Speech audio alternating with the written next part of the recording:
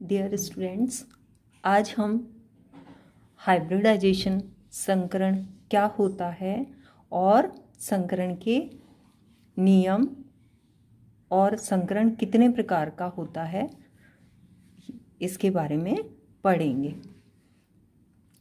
VBT के अनुसार ऐसे परमाणुीय कक्षक जिनके पास अयुग्मित इलेक्ट्रॉन उपस्थित होते हैं वे आपस में अतिव्यापन करके सहसंयोजक बंध बनाते हैं। इस सिद्धांत के अनुसार बेरिलियम, बोरोन, कार्बन, इनके पास बेरिलियम के पास 0 अयुग्मित इलेक्ट्रॉन है, बोरोन के पास 1 है और कार्बन के पास 2 अयुग्मित इलेक्ट्रॉन हैं जो कि सहसंयोजक बंध बना सकते हैं। किंतु हम जानते हैं कि बेरिलियम डाइकोवलेंट होता है, द्विसहसंयोजी होता है, बोरोन ट्राइकोवलेंट और कार्बन टेट्राकोवलेंट होता है।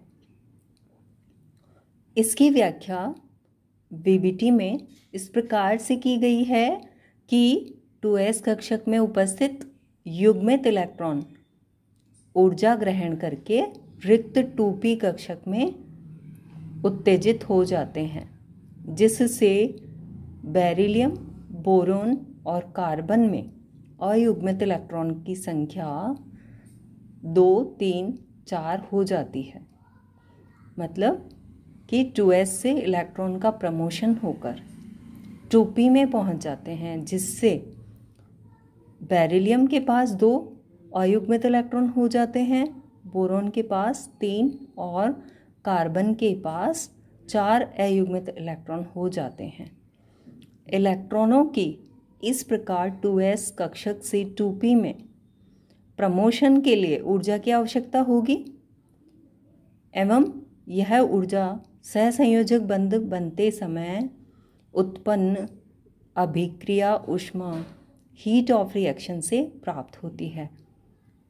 चूँकि इस अभिक्रिया ऊष्मा का मान काफ़ी कम होता है तो जो प्रमोशन होता है इलेक्ट्रॉन्स का वो उसी मुख्य क्वांटम संख्या के कक्षकों में ही हो सकता है और एक्साइटेड अवस्था जो है परमाणु की उसको हम तारे या एस्ट्रिक द्वारा प्रदर्शित करते हैं। सबसे पहले पॉलिंग ने संकरण की कॉन्सेप्ट प्रस्तुत की। किसी भी परमाणु के बाह्यतम कोश के लगभग समान ऊर्जा लेकिन भिन्न भिन्न आकृति वाले कक्षक परस्पर मिश्रित होकर एक समान ऊर्जा व समान आकृति वाले उतनी ही संख्या में नए कक्षक बनाएं तो इस परिघटना को संकरण कहते हैं। संकरण के फलस्वरूप बनने वाले संकर कक्षकों की आकृति, ऊर्जा व दिशात्मक प्रवृत्ति एक समान होते हैं। मतलब जो नए हाइब्रिड ऑर्बिटल्स बनेंगे उनकी आकृति और ऊर्जा और दिशा में बिल्कुल एक समान होंगे। अब हम डिस्कस करते हैं संकरण के नियम, रूल्स ऑफ हाइब्रिडाइजेशन। कितने प्रकार के संकरण के नियम क्या हैं? संकरण, फर्स्ट पॉइंट है, संकरण किसी एक परमाणु या आयन के कक्षकों के मिश्रण की विधि है। दूसरा, संकरण में भाग लेने वाले कक्षक लगभग समान ऊर्जा के होने चाहिए जिससे उनके मिश्रण से अच्छे संकर कक्षक हाइब्रिड ऑर्बिटल्स प्राप्त हो सकें। तीसरा पॉइंट, जितने परमाणविक कक्षक संकरण में भाग लेते हैं उतने ही संकृत कक्षक मिश्रण की पश्चात बनते हैं। चौथा, कोई भी एक परमाणु एक निश्चित प्रकार का संकरण प्रदर्शित नहीं करता। संकरण किस प्रकार का होगा यह उसके केमिकल एनवायरनमेंट पर निर्भर करता है। जैसे CH4 में sp3 संकरण है, C2H4 में sp2 संकरण है, C2H2 में sp संकरण है। तो कार्बन परमाणु में अलग अलग संकरण है, इसलिए हम किसी भी परमाणु का निश्चित प्रकार का संकरण प्रदर्शित नहीं करता है या फिक्स नहीं कर सकते हैं हम उसके संकरण को। आगे है, संकरण की प्रक्रिया में पूर्ण भरे, अर्धपूरित या रिक्त परमाणविक कक्षक भाग ले सकते हैं, क्योंकि संकरण परमाणविक कक्षकों का मिश्रण है, न कि इलेक्ट्रॉनों का। संकरण के पूर्व परमाणविक कक्षकों में उपस्थित इलेक्ट्रॉनों को संकृत कक्षकों में इस प्रकार भरा जाता है ताकि अधिकतम अयुग्मित इलेक्ट्रॉन कक्षकों में उपस्थित हो।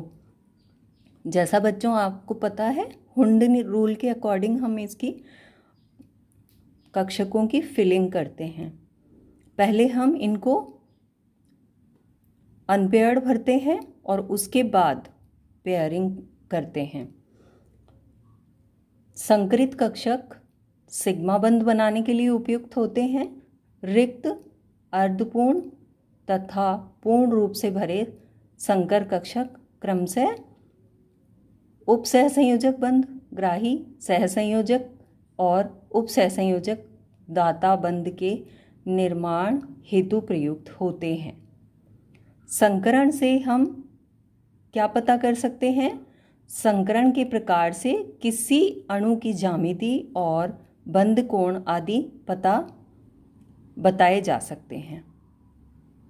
संकरण एक हाइपोथेटिकल कॉन्सेप्ट है, काल्पनिक अवधारणा है, जिसका प्रयोग प्रायोगिक तथ्यों को समझाने के लिए किया जाता है। संकरण किस प्रकार का है, इसे प्रदर्शित करने के लिए संकरण में भाग लेने वाले परमाणविक कक्षकों के नाम के ऊपर उनकी संख्या हम प्रदर्शित करते हैं। जैसे अगर संकरण sp3 है तो इसका मतलब क्या हुआ कि एक s कक्षक और 3 p कक्षक मिलकर sp3 संकरण बनाते हैं। sp2 में का मतलब होता है एक s और 2 p कक्षक। sp का मीनिंग है एक s कक्षक और एक p कक्षक ने संकरण में भाग लिया है।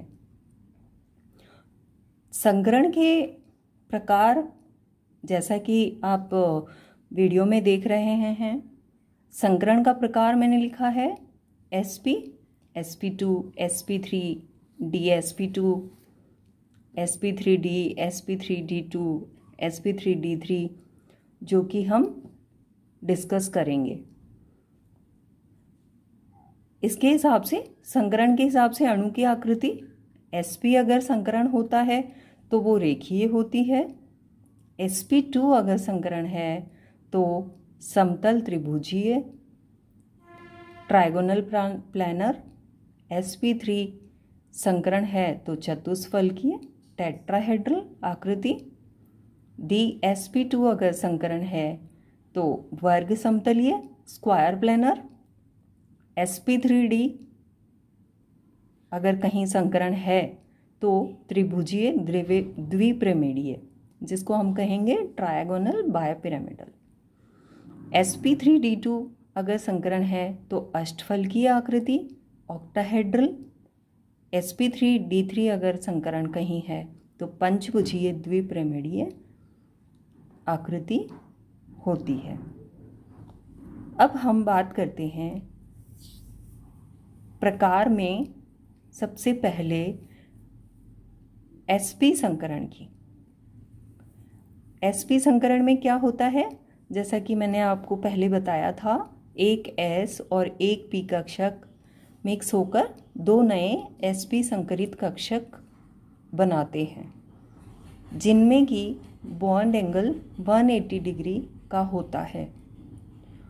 इसका एग्जाम्पल हम ले सकते हैं BeCl2। इसमें बेरिलियम का हम इलेक्ट्रॉनिक कॉन्फ़िगरेशन देखें ग्राउंड स्टेट में तो 1s2 2s2 2p0 होता है, मतलब p में इलेक्ट्रॉन नहीं होता है, अयुग्मित इलेक्ट्रॉन।